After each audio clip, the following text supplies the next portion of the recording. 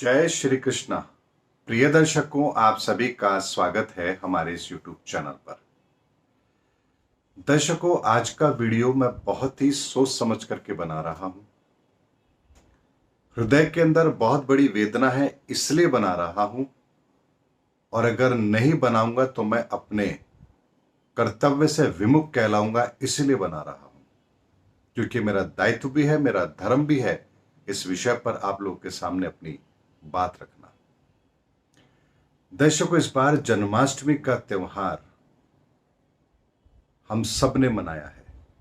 कुछ लोगों ने कल मनाया है, कुछ आज मनाएंगे। प्रश्न ये नहीं है कि आपने कल मनाया या आज मनाएंगे। प्रश्न ये है कि आज पहली बार ऐसा हुआ है कि अधर्म जीत गया और धर्म हार गया। सत्य पर असत्य की विजय हुई है। दानव शक्ति को बल मिला है और दैवीय शक्तियां कमजोर हुई है। ये बात मैं क्यों कह रहा हूं, इस वीडियो को अंत तक जरूर देखना। मेरी कही हुई एक एक बात आपको सत्य नजर आएगी। दर्शकों, भगवान श्री कृष्ण का जन्म भाद्रपद माह कृष्ण पक्ष अष्टमी तिथि रात्रि को 12 बजे रोहिणी नक्षत्र में हुआ है। इतना स्पष्ट उल्लेख हमारे शास्त्र ग्रंथों में दिया हुआ है भगवान श्री कृष्ण के जन्म को लेकर के। और भी त्योहार हम मनाते हैं, रामनवमी हम मनाते हैं, गणेश चतुर्थी मनाते हैं, हनुमान जयंती मनाते हैं, नवरात्रे मनाते हैं, दीपावली मनाते हैं, दशहरा हम मनाते हैं। लेकिन इन सब के अंदर आपने देखा होगा कि विशेष समय का कहीं भी कोई उल्लेख नहीं है। यानी कि रामनवमी आप पूरे दिन कभी भी मनाइए, कोई फर्क नहीं पड़ता। आप गणेश चतुर्थी का त्योहार मनाते हैं, आप पूरे दिन में चौगड़िया देख के कभी भी पूजा कीजिए, कोई फर्क नहीं पड़ता। दीपावली का त्योहार भी आप शाम को पूजा करें, रात्रि में करें, उसके बाद करें, कोई फर्क नहीं पड़ता। क्योंकि हमारे शास्त्रों में वहां ऐसी कोई बात नहीं लिखी गई है कि इस समय पर ही आपको ये चीज करनी चाहिए। यानी कि आप शुभ मुहूर्त देख करके उस दिन कभी भी आप पूजा कर सकते हैं। लेकिन भगवान श्री कृष्ण के जन्म के समय के साथ में एक परिस्थिति जुड़ी हुई है, एक स्थिति जुड़ी हुई है, एक ग्रह नक्षत्रों का ऐसा योग संयोग जुड़ा हुआ है जो कुछ विशेष है। भगवान श्री कृष्ण का जन्म ही इस धरा पर अधर्म पर धर्म के विजय के लिए हुआ था। पुरानी मान्यताओं को खंडित करके नई अवधारणा को स्थापित करने के लिए हुआ था। इस संसार को आने वाले समय के अंदर, कलयुग के अंदर, वो कौन सा ज्ञान है जो उनके लिए मार्गदर्शक का काम करेगा, कि गीता का उपदेश देने के लिए भगवान श्री कृष्ण का जन्म हुआ था। ऐसे में कल रात्रि के ठीक 12 बजे रोहिणी नक्षत्र भी था, कृष्ण पक्ष भी था, अष्टमी तिथि भी थी, भाद्रपद माह तो था ही। ऐसी कौन सी स्थिति थी जो कल रात्रि को 12 बजे उस समय की पूर्णता को पूर्ण ना करती हो, जो भगवान श्री कृष्ण के जन्म के साथ जुड़ी हुई थी। सारी की सारी परिस्थितियां, सारी की सारी स्थिति भगवान श्री कृष्ण के जन्म के साथ जुड़ी हुई थी। लेकिन फिर भी हमने कल भगवान श्री कृष्ण का जन्म उत्सव नहीं मनाया। बहुत लोग थे जिन्होंने कल मनाया। मैंने भी भगवान श्री कृष्ण का जन्म उत्सव कल मनाया। और बहुत सारे लोग आज रात्रि को 12 बजे भगवान श्री कृष्ण का जन्म उत्सव मनाएंगे। तो क्या आज रात्रि को 12 बजे अष्टमी तिथि होगी, रोहिणी नक्षत्र होगा? नहीं होगा। लेकिन कुछ लोग कहते हैं कि हम जन्माष्टमी का व्रत करते हैं, हम किस दिन करें? तो आप अपने निहित स्वार्थ के लिए, अपने व्रत की पूर्ति के लिए भगवान श्री कृष्ण के जन्म के समय को ही अगर आप बदल देंगे तो फिर यह ठीक नहीं है। और ये बात क्यों कह रहा हूं? क्योंकि दर्शकों, मैं 2018 से कहता आ रहा हूं, ये युग परिवर्तन का समय है। बहुत बड़े परिवर्तन के लिए समय जाना जाएगा। दुनिया एक ऐसे दोराहे पर खड़ी है जहां हमें धर्म और अधर्म का चयन करना है। और यही कारण है कि पिछले कुछ समय से आप देख रहे हैं, हर त्योहार में ऐसा विरोधाभास आता है, चाहे फिर वो होलिका के दहन का समय हो, रक्षाबंधन का हो, या फिर जन्माष्टमी का ये पर्व हो, क्योंकि आसुरी शक्तियां अपना पूरा प्रहार करेंगी धर्म को परास्त करने के लिए। लेकिन ना धर्म कभी हारा था, ना हारा है, ना हारेगा। इसीलिए कहते हैं कि जब युद्ध होता है, आपने भी देखा होगा, जब युद्ध होता है तो एक सेना दूसरी सेना के हथियारों की आपूर्ति, रसद की आपूर्ति, उनके रास्ते, उनको बाधित करने का काम करती है ताकि उनका सैन्य बल कम हो। भारत भी सीमाओं पर अपनी सुरक्षा के लिए वहां पर हाईवे बना रहा है। क्यों बना रहा है? ताकि युद्ध के समय पर आसानी से वहां तक पहुंचा जा सके, रसद को पहुंचाया जा सके, हथियारों को पहुंचाया जा सके, क्योंकि युद्ध के अंदर यह बहुत आवश्यक है। और इसी वजह से इस धर्म युद्ध के अंदर भी अधर्म अपनी पूरी ताकत से धर्म को परास्त करने की कोशिश करेगा। और यही कारण है कि ऐसे द्वंद्व पैदा होते हैं। ऐसे द्वंद्व क्यों पैदा होते हैं? क्योंकि ग्रहों की स्थिति जब परिवर्तन की बन रही है तो कुछ कॉम्बिनेशन डिस्टर्ब जरूर होंगे। जैसे सूर्योदय तिथि, आज अष्टमी है सूर्योदय तिथि के समय पर, तो कुछ लोगों ने कहा कि हम सूर्योदय तिथि को ही फॉलो करते हैं, इसीलिए जन्माष्टमी आज होगी। लेकिन वो ये भूल गए कि भगवान श्री कृष्ण का ही जन्म उत्सव एक ऐसा है जो रात्रि को 12 बजे मनाया जाता है। और उन भगवान श्री कृष्ण का जन्म उत्सव जिन्होंने अपने पूरे जीवन काल के अंदर पुरानी मान्यताओं को खंडित किया है।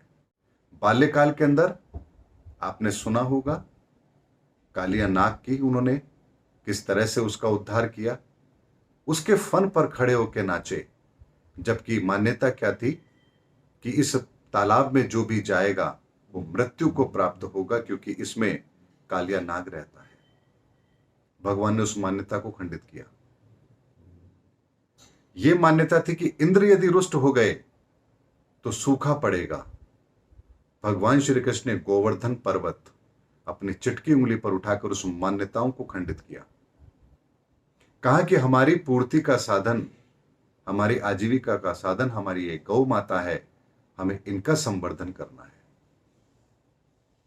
और उसी भगवान श्री कृष्ण के जन्म समय को लेकर के जहां इतना स्पष्ट वर्णन दिया गया है कि कौन सा माह होगा, कौन सा पक्ष होगा, कौन सी तिथि होगी, कौन सा नक्षत्र होगा और कौन सा समय होगा, उन सब के बाद भी हमने सिर्फ अपनी पूर्ति के लिए कि सूर्योदय की तिथि को हम फॉलो करेंगे क्योंकि हमारी मान्यताएं ये हैं, इस कारण से हमने भगवान श्री कृष्ण के जन्म के इतने महत्वपूर्ण समय को भी मिस कर दिया। और दर्शकों, ये महत्वपूर्ण इसलिए भी है, वीडियो बनाना इसलिए भी महत्वपूर्ण है क्योंकि इस समय पर जब आसुरी शक्तियां और दैवीय शक्तियां अपना अपना प्रहार करेंगे एक दूसरे पर, तो इस समय पर आसुरी शक्तियों को हराने के लिए दैवीय शक्तियों का आवाहन कितना जरूरी है, यह मुझसे ज्यादा और कोई नहीं समझ सकता। इसीलिए 2023 के साल में मैंने दिव्य शक्तियों के आवाहन का कार्यक्रम रखा है, हर माह रखता हूं, ताकि हमारी दैवीय शक्तियों को बल मिले और आसुरी शक्तियां कमजोर हो। और इसके लिए भी हमें प्रहार सहने पड़ते हैं। इस बात का उदाहरण मैं आपको देता हूं। इस बार का जब यज्ञ था, मैं यज्ञ में बैठने से पहले यानी पूजा शुरू होने से पहले मैंने पंडित जी से कहा, पंडित जी 2 मिनट रुकिए, मैं अपने मंदिर की पूजा करके आता हूं और अभी 15 मिनट का समय है मुहूर्त का, उसके बाद हम पूजा को आरंभ करेंगे। मैं मंदिर की सीढ़ियां उतर रहा था, बारिश हो रही थी, गीला था। उस मंदिर में मैं 20 साल से भी ज्यादा समय हो गया जाते हुए, लेकिन उस दिन मैं 5 सीढ़ियां ऊपर से नीचे फिसला, कमर में भी चोट लगी, दर्द हुआ। 15-20 मिनट सांस भी नहीं ली जा रही थी, ऐसी स्थिति पैदा हो गई थी। लेकिन 15 मिनट के बाद में मैंने अपने आप को संभाला, वापस घर आया, किसी को कुछ नहीं बताया, पूरी पूजा की, अगले दिन हवन भी किया। लेकिन ईश्वर की कृपा से किसी भी तरह की कोई आंतरिक चोट मुझे गंभीर नहीं आई। एक पसली में थोड़ा सा फ्रैक्चर था, लेकिन वो भी पता नहीं कब भगवान की कृपा हुई और मेरा नित्य कर्म रोज ऐसे ही चलता रहा और वो भी अब ठीक हो गया। यानी जब आप दैवीय शक्तियों का आवाहन करते हैं तो आसुरी शक्तियां आपका रास्ता रोकती हैं। उससे ठीक एक दिन पहले, इस घटना से एक दिन पहले कार की टक्कर हुई। यानी मेरे परिवार के लोग कहीं जा रहे थे, एक मिनी बस वाले ने टक्कर मारी, कार क्षतिग्रस्त हुई एक दिन पहले। अगले दिन मैं सीढ़ियों से स्लिप हुआ। उसके अगले दिन मेरी बेटी के पांव में मोच आई। लगातार 3 दिन ये प्रहार होते रहे। लेकिन कहते हैं कि दैवीय शक्तियां अगर वो आपके साथ हैं तो आसुरी शक्ति आपका कुछ नहीं बिगाड़ सकती। मैंने इन शक्तियों को बहुत नजदीक से महसूस किया है, इसीलिए मेरी वेदना और भी ज्यादा होती है और इसीलिए वीडियो बनाकर मैं आप लोगों के सामने लेकर भी आया हूं। आप सोचिए कि उस पवित्र समय पर रोहिणी नक्षत्र के अंदर रात्रि को 12 बजे अष्टमी तिथि के अंदर यदि हिंदुस्तान के 60 से 70 करोड़ लोग भी भगवान श्री कृष्ण के जन्म का उत्सव मनाते, उस दिव्य शक्ति का आवाहन करते, तो दैवीय शक्तियों को कितना बल मिलता और आसुरी शक्तियों का मनोबल कितना कम होता, इसका अंदाजा आप लगा सकते हैं। लेकिन कहते हैं कि शैतान भी सौम्य वेश में हमारे सामने आकर के हमारी मति को भ्रमित करता है या हमें गुमराह करने का प्रयास करता है। और इसीलिए अच्छे अच्छे विद्वान, धर्म के ज्ञाता, ज्योतिष के ज्ञाता, पंचांग निर्माता सब दबी जुबान में स्वीकार करते हैं कि हां, कृष्ण जन्माष्टमी का समय तो यही है, लेकिन फिर किसी में इतनी हिम्मत नहीं हो रही कि कहने की कि नहीं, हमें 6 तारीख को ही कृष्ण जन्माष्टमी उत्सव मनाना है, बेशक चाहे सूर्योदय तिथि कुछ भी होती हो। क्योंकि हम भगवान श्री कृष्ण के जन्म के समय उसके नक्षत्र को फॉलो करेंगे, केवल तिथि को फॉलो नहीं करेंगे। और जब आज भगवान श्री कृष्ण का जन्म उत्सव पूरा देश मनाएगा, तब ना रोहिणी नक्षत्र होगा, ना अष्टमी तिथि होगी। और उस समय पर आप जब दैवीय शक्ति का आवाहन करेंगे तो आपको वो प्रतिफल प्राप्त नहीं होगा जो आपको एक दिन पहले होता। क्योंकि भगवान श्री कृष्ण के जन्म के समय अगर ये नक्षत्रों की, ग्रहों की स्थिति अगर मिली थी, वो इसीलिए मिली थी क्योंकि आसुरी शक्ति को हराने के लिए दैवीय शक्तियों को बल कैसे मिले, इसीलिए तो भगवान श्री कृष्ण का जन्म इस धरा पर हुआ था। और इतना अच्छा मौका हमने अपने हाथ से गवा दिया। और वर्तमान समय में ये इसलिए भी प्रासंगिक था क्योंकि युग परिवर्तन के समय में हमें आसुरी शक्तियों को हराने के लिए दैवीय शक्तियों को बल तो देना ही होगा। इसीलिए जितने यज्ञ अनुष्ठान किए जाएं उतने कम है। कहते हैं कि प्रकृति की कोई भाषा नहीं होती, कोई शैली नहीं होती, प्रकृति संकेतों के माध्यम से हमसे संवाद करती है। आप कोई पेड़ काटेंगे तो पेड़ ये नहीं कहेगा कि मुझे मत काटो, लेकिन वो संकेतों के माध्यम से आपको ये जरूर बताएगा कि आपने पेड़ काटा है, इसका असर ये होगा कि आपका पर्यावरण प्रभावित होगा, आपके आसपास की परिस्थितियां प्रभावित होगी, क्योंकि प्रकृति संकेतों के माध्यम से हमसे बात करती है। इसीलिए इस समय पर जब ये द्वंद्व की स्थिति पैदा हुई तो अच्छे अच्छे बड़े बड़े धर्माचार्यों को, शंकराचार्यों को, ज्योतिषाचार्यों को, पंचांग निर्माताओं को एक खुला आह्वान करके डिबेट करनी चाहिए थी इस विषय पर कि हमें किस नियम को फॉलो करना है। केवल इस नियम को कि सूर्योदय की तिथि है इसलिए हम आज इसको फॉलो करेंगे, या उस चीज को जो शास्त्रों में वर्णित है और जिस समय को हम टाल नहीं सकते। हम अपने जीवन के हर कार्य शुभ मुहूर्त, शुभ लग्न में करने की कोशिश करते हैं, लेकिन भगवान श्री कृष्ण के जन्म के समय से जुड़ी हुई इतनी बड़ी परिस्थितियों को हमने नजरअंदाज किया है, जिसका परिणाम यह है कि हमने एक बहुत बड़े अवसर को खोया है। हमने अपने दिव्य शक्तियों के आवाहन को कमजोर किया है, आसुरी शक्तियों को इससे बल मिला है।